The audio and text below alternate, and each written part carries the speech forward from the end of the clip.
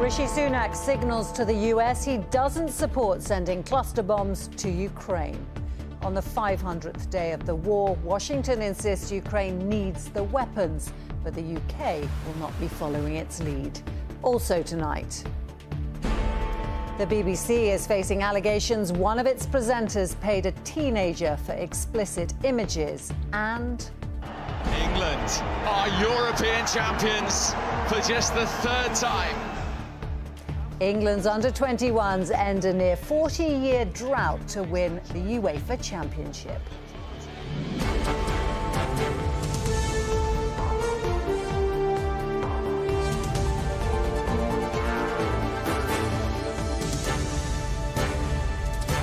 This is ITV News with Romilly Weeks. Good evening. On the 500th day of the war in Ukraine, a division has opened up between the UK and the US over how far its allies should go in helping the country repel the Russian invasion. Today, Rishi Sunak made it clear the UK does not support the use of cluster bombs. That despite President Biden having agreed to supply the munitions to Kyiv at President Zelensky's request. Washington has indicated without them, Ukraine risks running out of weapons. It comes ahead of a crucial NATO summit and a meeting between the US President and UK Prime Minister in London, as Tom Sheldrick reports. They are symbols of resistance, the Ukrainian flag, President Zelensky himself, and the place where he marked 500 days of war. On Snake Island, Ukrainian soldiers defied a Russian warship's order to surrender, and after it was seized, Ukrainian troops seized it back.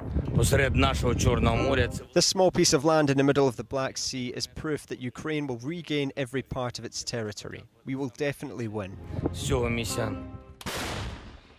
With his forces' recent counter-offensive having stalled, President Zelensky welcomed the United States' decision to supply them with cluster bombs like these. But they are highly controversial, not least among the US's NATO allies. They scatter small explosives over a wide area. And many don't explode immediately, sitting dormant where they can pose a risk to civilians in the years ahead. The Prime Minister reiterated Britain's objection to the weapons today. The UK is signatory to a convention which prohibits the production or use of cluster munitions and discourages their use. We will continue to do our part to support Ukraine against Russia's illegal and unprovoked invasion. We've done that by providing heavy battle tanks and most recently long-range weapons. President Biden has, though, insisted cluster munitions are needed by a Ukrainian military running out of supplies. They either have the weapons to stop the Russians now, keep them from stopping the Ukrainian offensive through these areas, or they don't, and I think they needed them. He is due to fly into the UK tomorrow and meet the Prime Minister on Monday before both attend a NATO summit in Lithuania.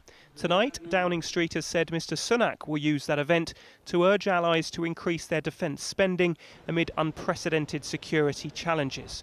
Or disputes around cluster bombs may provide a test to the unity of the alliance over its approach to the war in Ukraine. Tom Sheldrick, ITV News. The BBC has said it takes any allegations very seriously after it was reported one of its high-profile male presenters paid a teenager for explicit pictures.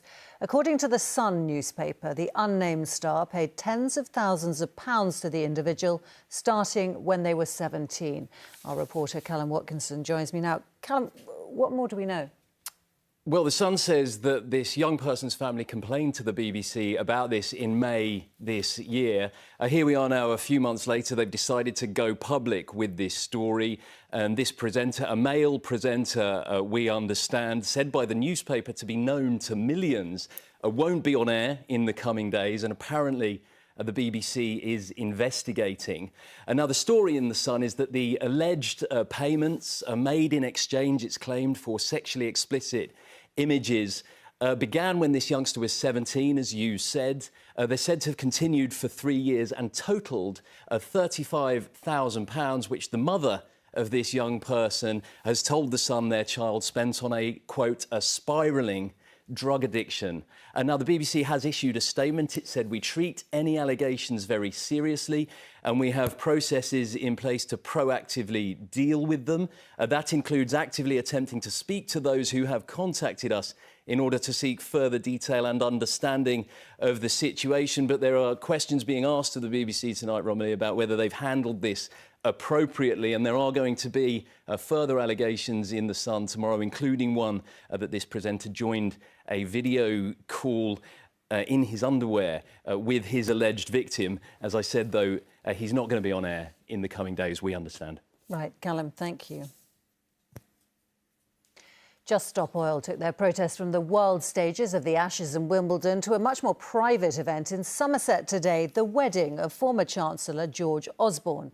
A protester threw orange confetti at the former cabinet minister and his wife Thea Rogers as the newlywed couple walked out of the church following their wedding ceremony. Meanwhile, on court at Wimbledon, British singles hopes have been dashed this evening as Katie Boulter lost to defending champion Elena Rybakina. The British #1 was beaten in straight sets, 6-1, 6-1 on centre court. In cricket, despite the rain, England's men seized momentum in the third Ashes match at Headingley. They'll resume tomorrow on 27 for no wicket, chasing a total of 251 to keep their series hopes alive. And in front of a record crowd this evening, England's women have also kept their Ashes hopes alive by beating Australia by 5 wickets. And in football, it is coming home again. England have been crowned champions in the UEFA Under-21 Championships for the first time since 1984. With all the action, here's Chris Scudder. It's been a long time coming, but this was the moment the young England Lions had been waiting for. Liverpool's Curtis Jones made the final touch on a scrappy goal that lit the fuse for a bad-tempered final. In the disagreements that followed, one of England's coaching team, Ashley Cole, was shown the red card. But the drama was still to come in the dying minutes. Spain won a penalty, only confirmed by VAR. Spain penalty. But England had not conceded a goal in the whole tournament, and Man City's James Trafford, on the verge of a big-money Premier League move to Burnley, sent his value to England soaring with a fantastic double save. What a moment for the England goalkeeper!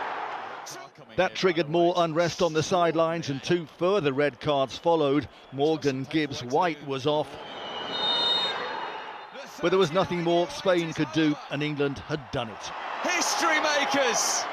Football's famous "It's Coming Home" anthem was still more than a decade from being released. The last time England won this in 1984. 3 lions on a shirt that's won something at last.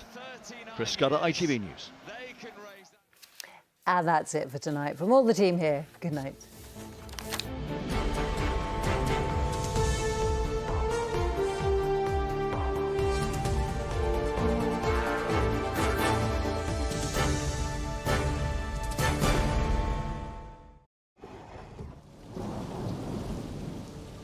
Not everywhere will be cold today. Some places will be warm and toasty. Heinz Beans sponsors ITV National Weather. A very good evening to you. Staying humid, warm and thundery for the time being. A warning remains in place for widespread intense thundery downpours as the day draws to a close. An awful lot of rain falling in a short space of time in some locations. Those thundery intense downpours moving their way northwards and eastwards. Clearer skies for the rest of us as the night unfolds, and staying remarkably warm, mild and muggy across central and eastern spots as the night wears on. Not much below 16 or 17 degrees, turning just a little fresher further west, a little more comfortable here. And into the new day, the overnight downpours gradually ease and clear from northern Scotland after a murky start. Otherwise, some sunshine for those up bright and early before the clouds gather and further intense thundery downpours get going once more. These hit and miss, but a better chance of seeing some brighter skies and sunny spells compared to today. Staying warm, but nowhere near as humid or as muggy as it has been today. Heinz Beans sponsors ITV National Weather. Whatever the weather, It always feels like home. Vaillant Heat Pumps and Boilers sponsor ITV London Weekend Weather. Hi there, good evening. We've seen some heavy thundery showers around today. Risk of seeing a few more tomorrow. We're still holding on to the warm weather that you'll see this little plume here pushing across us. Once we get past that, focus is out on the west there for this low pressure system. It's being held roughly in place by the jet stream and it's going to really affect our weather well into next week. Back to this evening, still got the yellow warning in force for the thunderstorms, one or two heavy thundery showers just clinging on. Then rest of the night pretty calm, plenty of clear spells around, but still holding on to that rather warm, humid weather.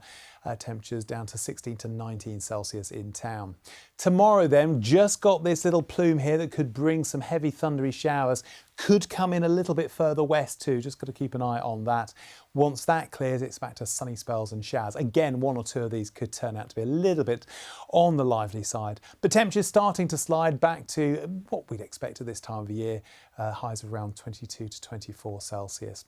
As far as Monday goes, actually not looking too bad. Good sunny spells, and then eventually this little system will bring more heavy weather overnight into Tuesday. Then once that clears, sunny spells and showers, the order of the day. Vaillant Heat Pumps and Boilers sponsor ITV London Weekend Weather.